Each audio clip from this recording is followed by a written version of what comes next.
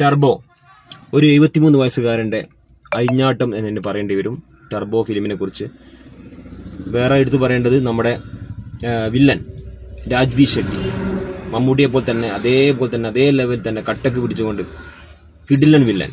ഞാനൊക്കെ അദ്ദേഹത്തിന്റെ ഫാനായി മാറിക്കഴിഞ്ഞു. ഈ ഫിലിം കണ്ടു കഴിഞ്ഞാൽ നിങ്ങളും അദ്ദേഹത്തിന്റെ ഫാനായി മാറിക്കഴിയും. പിന്നെ എടുത്തു പറയേണ്ടത് നമ്മുടെ ബിന്ദു പണിക്കർ.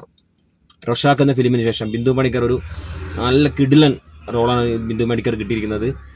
അത് അടിപൊളിയായിട്ട് ചെയ്തിട്ടുണ്ട്. അതേപോലെ ഈ ഫിലിം മമ്മൂട്ടി എന്ന 73 വയസ്സുകാരൻ ചെയ്തിരിക്കുന്ന ക്യാരക്ടർ എന്ന് പറഞ്ഞാൽ അമ്മാതിരി ക്യാരക്ടറാണ്. ഒരു 2.5 മണിക്കൂർ നിങ്ങൾക്ക് എന്റർടൈൻമെന്റ് ആണ് നിങ്ങൾ ആഗ്രഹിക്കുന്നെങ്കിൽ, മാസ് എന്റർടൈൻമെന്റ് ആണ് ആഗ്രഹിക്കുന്നെങ്കിൽ ധൈര്യമായി ടിക്കറ്റ് എടുത്തോളി. ഒരു നെഗറ്റീവ് റിവ്യൂ നിങ്ങൾ നോക്കണ്ട, നിങ്ങൾക്ക് അത് പൈസ മുതലാവും, പൈസ വസൂലാണ്. ധൈര്യമായി ടിക്കറ്റ് എടുക്കാം. മമ്മൂട്ടിയുടെ അടുത്ത 100 കോടി ലോഡിംഗ് ആണ്. ഓക്കെ.